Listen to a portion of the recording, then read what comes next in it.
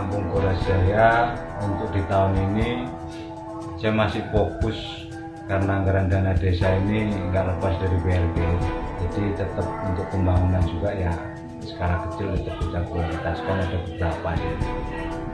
Di Lapen tetap insya Allah di tahun ini tetap ada, kemudian TPT karena TPT ini sudah urgent, bahasanya sudah sangat diperlukan di beberapa tempat karena aliran air kampungnya ini deras, jadi di TPT ini di tahun ini saya laksanakan. Kemudian untuk sarana olahraga juga ada sedikit di lapangan untuk melakukan, kita buat semacam kayak track jogging lah di seluruh lapangan. Kemudian untuk sarana yang lain kayak kesehatan segala macam, alhamdulillah dari tahun-tahun kemarin kita sudah penuhi. Jadi terkait dengan stunting pun kami sudah hampir memenuhi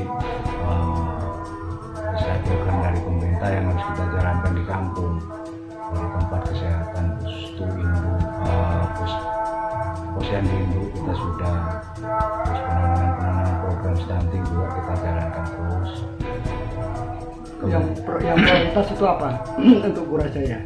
Kalau prioritas di tahun ini kita lebih fokus ke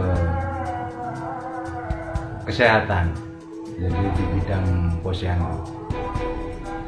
Karena di masa pandemi ini pun ya kita harus memprioritaskan kan gitu. Karena di tahun ini juga kita harus programkan kampung bebas COVID kan gitu. Jadi intinya di kesehatan lah, kesehatan masyarakat. Kita akan tekan, kita akan ajak masyarakat untuk selalu menjaga pola hidup bersih sehat, intinya itu. Caranya dengan apa? Ya, kita sudah sama-sama tahu lah sebenarnya untuk menjaga supaya kita terhindar dari COVID ini.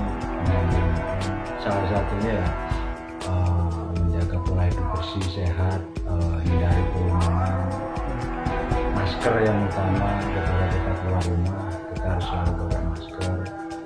Kemudian kalau tempat cuci tangan kita udah maksimal di tahun kemarin, satu rumah satu untuk tempat cuci tangan. Itu memang program prioritas dari dulu sebenarnya, cuma di tahun 2020 karena ada pandemi itu kita anggarkan memang satu rumah satu tempat cuci tangan. Kalau untuk antisipasi orang luar masuk ke Gorajaya, ini berkaitan dengan pendataan misalnya orang dari luar masuk tetap kita jalankan karena itu sebagai kontrol. Jadi dari wilayah-wilayah misalnya yang zona merah ya tetap kita data dengan ya yang seharusnya itu kan sudah ada syarat ketika ada orang luar masuk, apalagi menginap ya harus mengikuti aturan kan gitu, aturan yang sudah ada terkait dengan COVID. Selain soal kesehatan, apa program unggulan yang dilakukan oleh orang Kampung Goras ini? Kalau sementara ini di pemberdayaan, di usaha kreatifnya Bumka masih jalan. Kalau mau saya bilang unggulan belum pantas karena belum begitu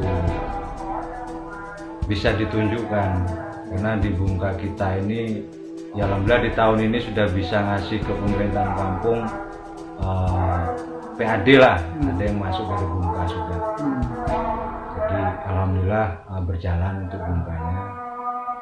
Sudah berapa sih pendapatan kampung sekarang selain dari dana desa? Di tahun ini dari Bumka sudah bisa memberikan 3 juta di tahun ini. Setiap tahun? Baru tahun ini mulai masuk. Akumulasi seluruhnya untuk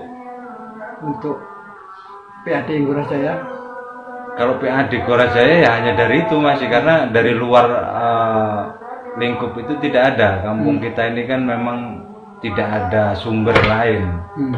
Jadi sementara ini ya dari Bumka yang masih untuk tahun ini alhamdulillah udah masuk. Terus sudah bisa memberikan ke pemerintahan kampung senilai 3 juta. Selain itu program apa lagi? Kalau program yang lain mungkin ya ngalir ngikutin aja lah istilahnya kan, karena masa pandemi ini kita nggak bisa banyak bicara. Harapan kita sih banyak di pembangunan, tapi di daerah juga dengan pandemi ini pun terbatas. Kita meminta ini itu segala macam karena banyak anggaran yang beralih karena tetap fokus ke penanganan COVID. Jadi kami pun memaklumi itu. Masih fokus ke penanganan COVID ya. Yeah.